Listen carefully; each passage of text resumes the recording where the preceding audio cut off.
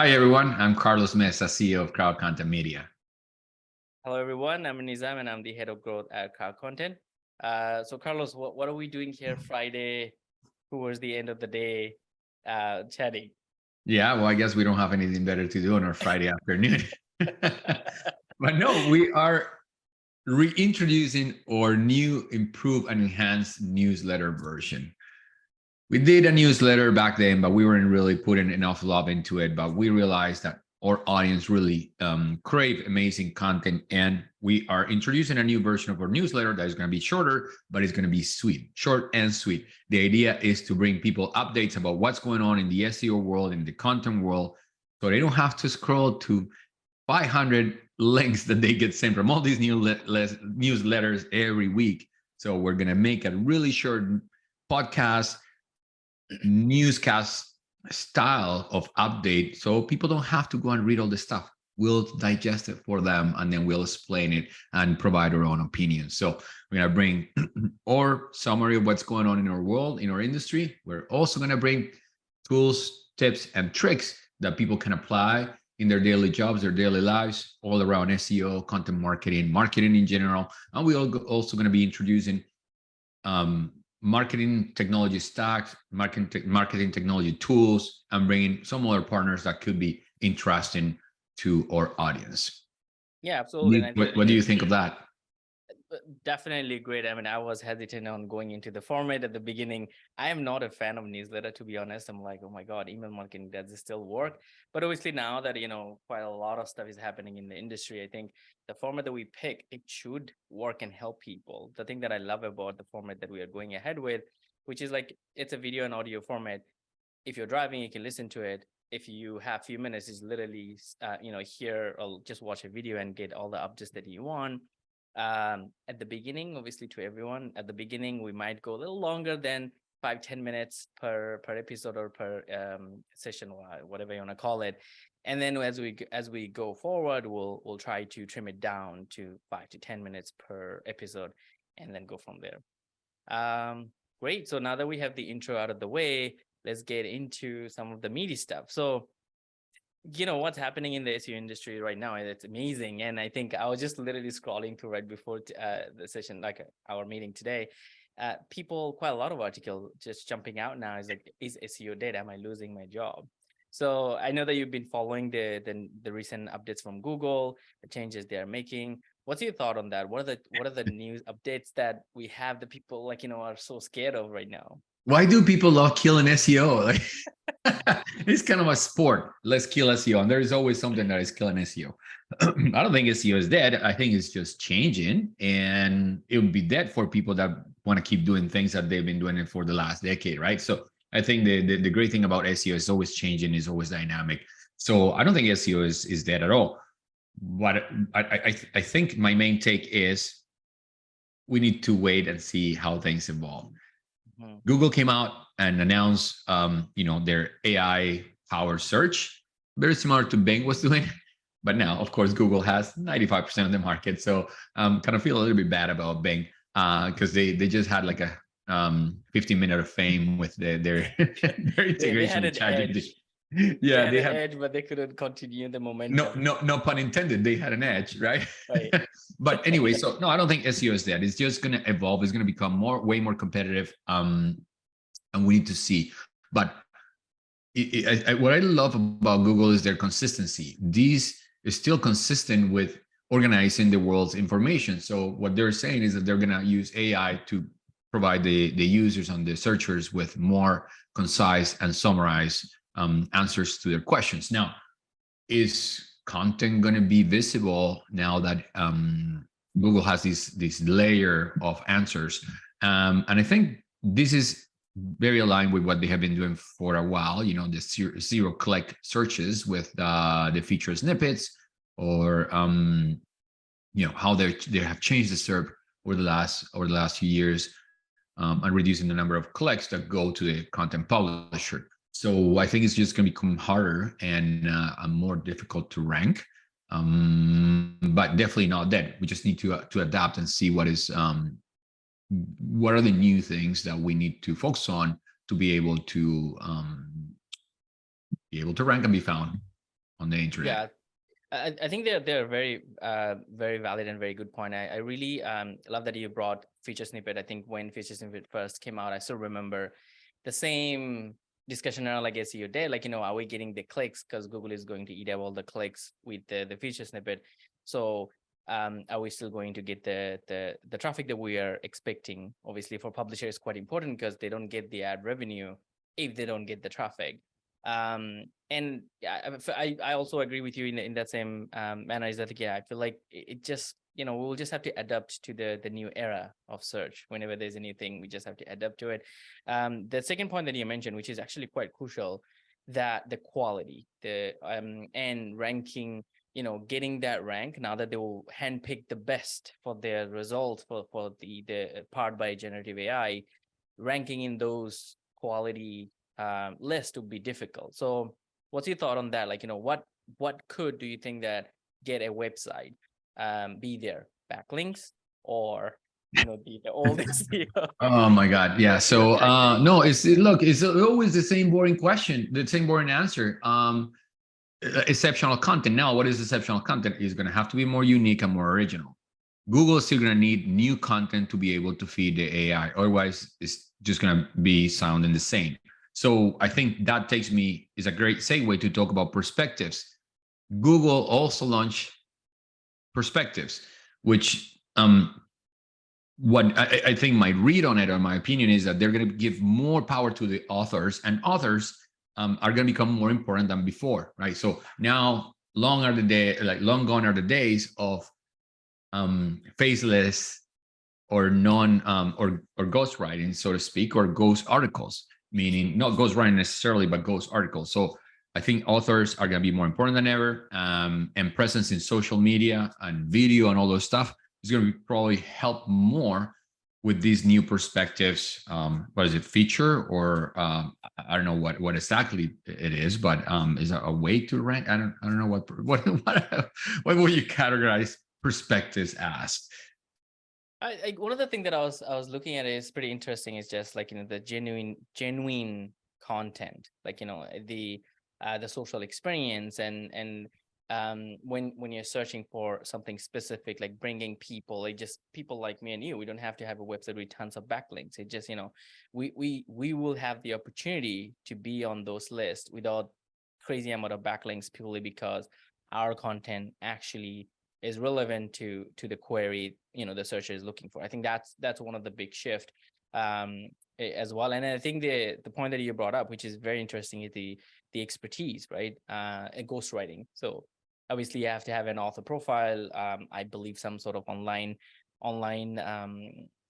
backgrounds, or sort of Google footprint in a way that you can say, to be able to kind of contribute to, or to be known as quality writers or the subject matter experts. That brings me to the discussion of subject matter experts. So now that content needs to be, to that level, which is, to Rand Fishkin's point, is like the AI is the new bar. AI written content is the new bar. So, that how can businesses take that from there, and how can businesses utilize SME or subject matter experts to power up their content, to be able to say, like, our content is superior than our competitors, especially AI, for sure. Well, they need to bring the expertise, right? So, and to bring expertise, or to claim that you have expertise, you need to have some background and some direct knowledge on the subject matter that you're talking about in your content. So, to give an example, if you're talking about health, can you bring a medical doctor or a healthcare practitioner that can vet and validate the stuff that you're talking about? So that's going to become more important. Now, it's not that common to find a good doctor that can write, and you would barely be able to afford it because it's going to cost a lot. But what you can do is just bring that subject matter expert to vet and help you inform and provide input into the content you're creating, and also to fact check it when it's done. So that's a very simple example. Now, we need to differentiate expertise from experience. There are two different things. That's, again, back to the perspective things, is all about experience. So Google is going to highlight people that have firsthand experience on the topic, right? Do you actually travel to the place that you're writing a blog about. Did you actually went to the restaurant, right? Did you have experience? Have you tested the product that you're recommending? So all those things are going to become more important. Google is going to probably give more weight into your track record online, and so I think authors are going to be more elevated. So it's great news for content creators. What else is new? What else happened this week? One of the things I've noticed that ChatGPT, they are launching or launches like ChatGPT iOS app, which seems That's to be the huge. next big thing, right? That is huge. Well, people spend like now what, like a third of their days on their mobiles. Yeah. So having ChatGPT on iOS, which is probably the have the lion's share of mobiles in North America, which is very important to make that distinction. I think Android is still the dominant in outside of North America, but that's huge. Having ChatGPT on your hands, that's definitely a game changer for a lot of people. I use it myself on my PC, but sometimes when I'm out and about, I would like to do some things with ChatGPT. But now that I will have it on iOS, it's going to be amazing. I haven't seen it yet, but I need to take a look at the App Store, see if it's already up there. Obviously, on the app front, you will use it this week, next week, and I'll use it, and we'll provide our feedback in the following newsletter. And then the web browsing capability and also plugins are now in their beta, which was released on May 12th, ChatGPT as well. So then you can actually browse more recent data. Now that can be another interesting. Nissan May 12th, so that's a week ago. That was like 10 years in AI time. So this is all news. But no, they've been testing the web browsing capabilities. So I wonder at some point, like the lines are going to start blurring between ChatGPT and Google. Like what I think is, I'm not convinced that people will continue, will start searching or browsing the web in ChatGPT. It's hard to break the habit of going to Google. I tell you that because I've been trying Bing, I've been trying ChatGPT for many things. I still find myself going to Google for everything.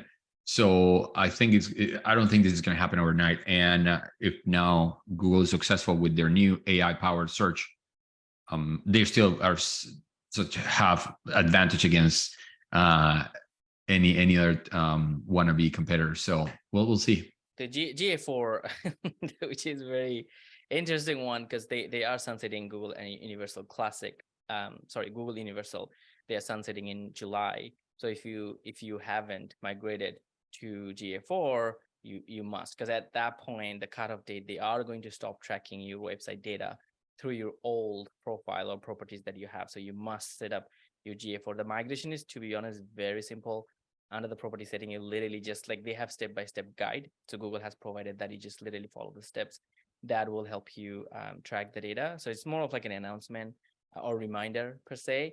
One of the other interesting one I've noticed and I've been following is the bulk data export from Google Search Console. So if you have BigQuery, and API is obviously something that you could utilize when you want to download the data, Google Search Console data, to build something on an app or something else. But what is interesting is the bulk data export feature. So now they have built-in feature within Google Search Console, which will allow you to connect to BigQuery and export or extract the data and use SQL data or command to kind of find the data that you are looking for or analyze the data. This is more for advanced SEO experts that already know how to analyze or use those query, and then they want to deal with they have tons of data and they want to analyze things pretty quickly without spending tons of hours by going through row by row. One of the other benefit with that is that once you export the data, it's easier and quicker for you to play with the data rather than Search Console, because you have to wait for Search Console to pull the data and then obviously you present it the way that you want. So strongly recommend that you explore this option. We will include some of the article and videos that I've collected in the email as well. So if you're interested, by all means, definitely go and have a look at that. Have you seen anything around helpful content update recently? There was a huge, well, I wouldn't say a huge announcement, but this is a hidden gem. I follow Lily Ray, and she tweeted and also posted on LinkedIn an update from Barry Schwartz where they're saying that the new release of the HCU, aka Helpful Content Update, will also try to highlight hidden gems on their internet. So how should we read this? Before, Helpful Content Update was focused on demoting content that was not helpful. So it was more like a negative signal. Now it's going to become a positive signal, which means it's going to reward content that is helpful. So this is, again, going in the direction of EEAT, going in the direction of being helpful to the searcher. So this is great news for people that are really caring about creating helpful content. It's not only going to, Google's going to reward you for creating amazing content, right? That's always been the game. But now, last year when HCU came out, it was to demote bad content that wasn't helpful. Now it will promote content that is helpful. I think is huge news, big news for people like us that are focused on creating high quality content. And yeah, so I think Google is going in the direction they always said. That is very interesting. So like basically, is that the case that helpful content update was sort of like a bar to determine the bad content and then just keep pushing the bad content down, and now it is a ranking signal per se, right? Yeah. And also what we can read of this is you might not need to have all these backlinks and all this older SEO stuff all figured out. If you have helpful content, you might be able to rank even without all the other stuff that, good SEOs know that have to do for table stakes or get their content to rank. So I think it's great news. Focus on the content, focus on the content. Yeah, absolutely. So if you don't mind sharing the link, I'll also include that in the email so that whoever is interested, they can dig deeper into that.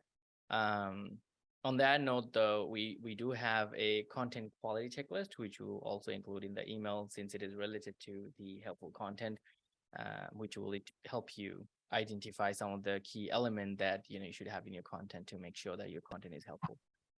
Awesome. Anything else that you want to highlight or anything that they want to recap? Please share the love, share the newsletter. If you enjoy it, please give us your feedback. If you didn't enjoy it, don't write to us. Now I'm joking.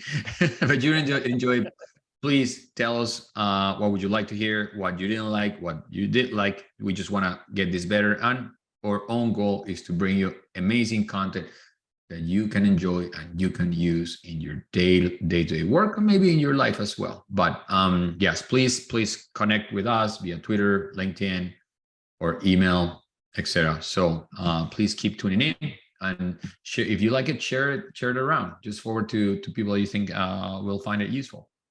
Absolutely, yes. We are definitely looking forward to your feedback. At the end of the day, we're trying to summarize the news and updates and condense it so that it's easier for you. So obviously your feedback is crucial for us. Yeah, that's probably the wrap up for episode. Let's call it episode 1. Episode 1 of the newsletter. Thank you, Carlos, for your time, and we will talk to you in the next episode. Thank you, Nissam. Have a great weekend. All right, have a good weekend. Bye. Okay, bye.